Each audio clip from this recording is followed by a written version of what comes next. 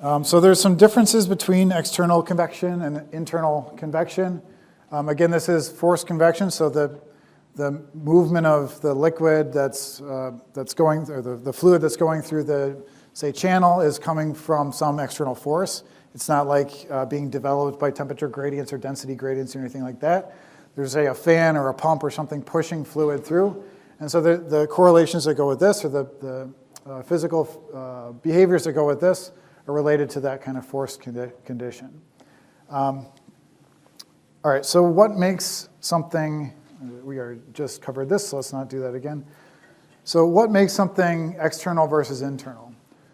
So remember our external flow behavior, right? This is something we've talked about a few times now. The boundary layer in external flow starts when you have some fluid that's introduced to like a disturbance in the flow. That might be a plate, some object, something that's affecting the velocity profile of the fluid. So that boundary layer will start to grow, as is shown here, right? As soon as that disturbance is sort of encountered, and it'll continue to grow just because of the diffusion of momentum.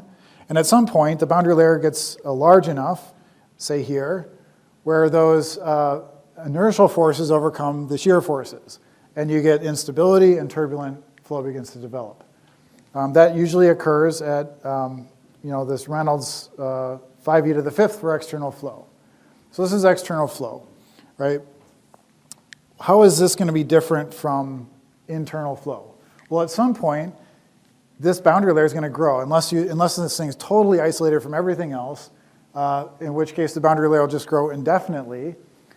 It's going to eventually intersect, the boundary layer will intersect with something else.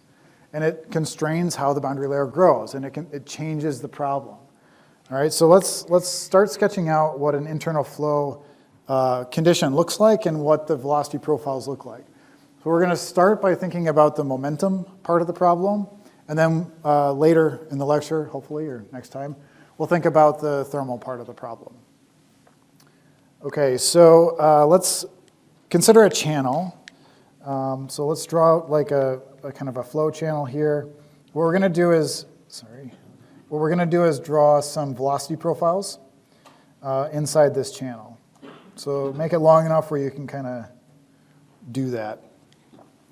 Okay, so this is forced convection. So we have some velocity out here at the inlet of this channel. Let's call this free stream U infinity. There's a velocity profile, it's uniform. That uniform is like unaffected by anything that's going on with the rest of the geometry. As soon as that flow comes into this channel, so think of this like it's a pipe or a duct or something. Maybe it's flow between two plates. As soon as it hits that, you're going to start seeing these boundary layers form. Right? The boundary layers are going to grow both from the top and the bottom towards each other. So let's kind of sketch out what that might look like. So here we have a boundary layer is forming. And then at the top, we also have a boundary layer that's forming. And they're sort of growing towards each other, like this. Right? And at some point, those boundary layers meet. And the behavior changes. Because you're no longer having the sort of diffusion process that's governing the growth of the boundary layer. They're physically constrained. So now the boundary layer thickness for the rest of the channel is just a constant thickness, right? It's not changing anymore. So let's think about, well, first let me just label some stuff here. So let's call this coordinate x. Let's call this coordinate y. Let's see. The boundary layer thickness here, let's call this delta m. Right, this is also delta m. So momentum, boundary layer thickness. Let's pick a few places and draw the temperature or the velocity profiles. So let's maybe pick this spot here. Let's pick this spot here, right where they merge, and then let's pick a spot down a little further. Okay, so I want to draw the velocity profiles. Let's start off with, let's pick a different color. Let's start off with the one kind of near the entrance, right? So this is actually before the fully developed position. So let me actually label that here. This green line, this here is x FDH. That's the point at which flow becomes fully developed. Okay, so let's draw the velocity profile before that. So remember the definition of the boundary layer. Right? The definition of this is the region in which the velocity is affected. Outside of that region, the velocity is basically not affected, right? More or less. So let's draw what the velocity profile looks like. Well, you're going to have a no-slip condition at the wall. So no-slip condition at the wall, the velocity is going to kind of grow. There's a point, I guess, right where the boundary layer ends. Let's draw this slightly differently. Where the velocity is not affected, right? It's not shearing. So in this region, right, sort of drawn here, in this region, it's constant. And then the same thing is kind of mirrored on the other side. So this is our velocity profile at the entrance before a flow becomes fully developed, before those boundary layers merge. So like right at the inlet, you only have a little bit of a region that's affected. There's a big gradient. There's a big shear stress there. Where we drew it, there's kind of this intermediate. And then as it sort of fully merges, then that's where the velocity profiles kind of come together. So we could draw that profile here. So let's pick the second location. So now my boundary layer is going to kind of look like this and be symmetric.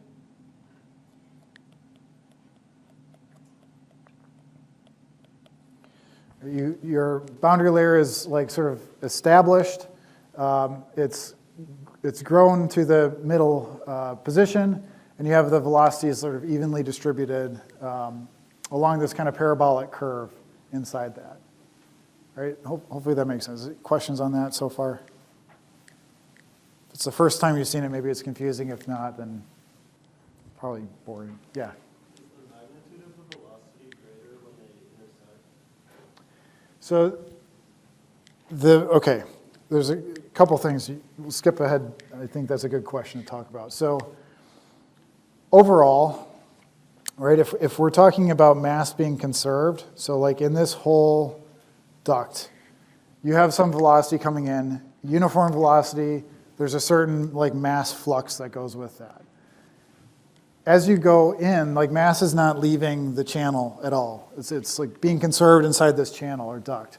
So overall, with the conservation of mass, the average fluid velocity has to be the same. Right? The average has to be the same, but the peak can change. So like if you looked at, let's just kind of draw my pointer here. So this region here. So this velocity at the middle here, it has to accelerate to account for the fact that on the edges it's slowed down. So this velocity in the middle is actually higher than the velocity coming in by a little bit. And as you go further and further on, that middle part, that core, kind of accelerates a little bit more.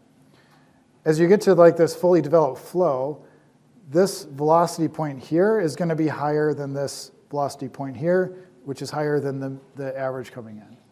Right? That's an important point to take away from that. Yeah. So the fluid outside the boundary layer does experience a little interaction from the plates.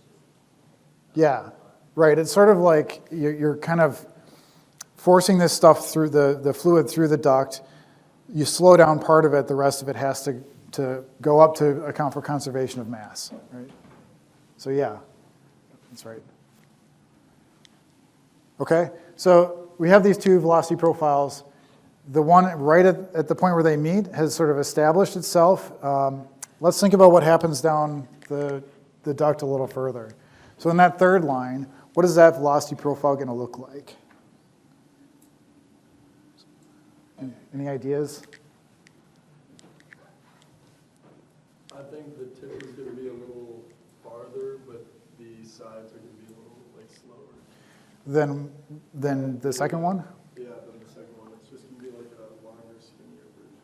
So that's sort of a natural progression to think of it happening that way, but it's not quite, right? Because actually what happens is once you hit this fully developed point here, nothing changes, right? Everything is sort of done changing. The boundary layer is not growing anymore, so the velocity distribution doesn't need to change to account for the fact that the shear stress is changing, right? Everything's sort of stuck. It's like sort of freezes.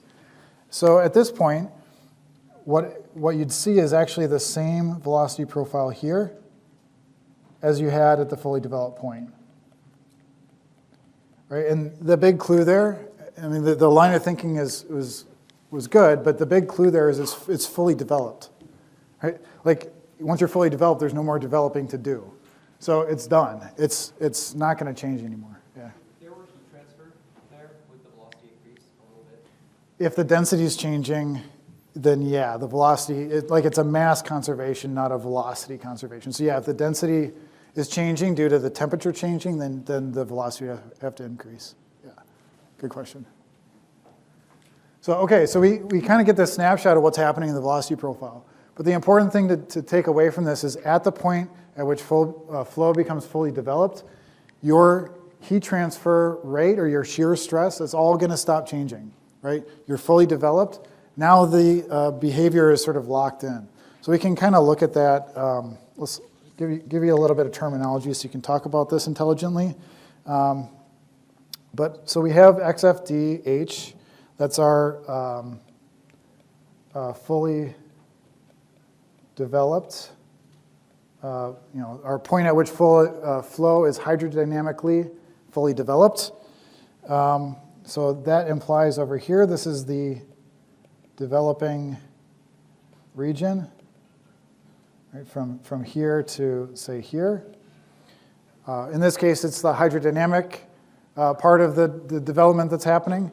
The thermal part also could be developing, but we will talk about that later. This is over here, the fully developed region, right? Let's see. So we also call this boundary layer thickness here, delta M at XFDH.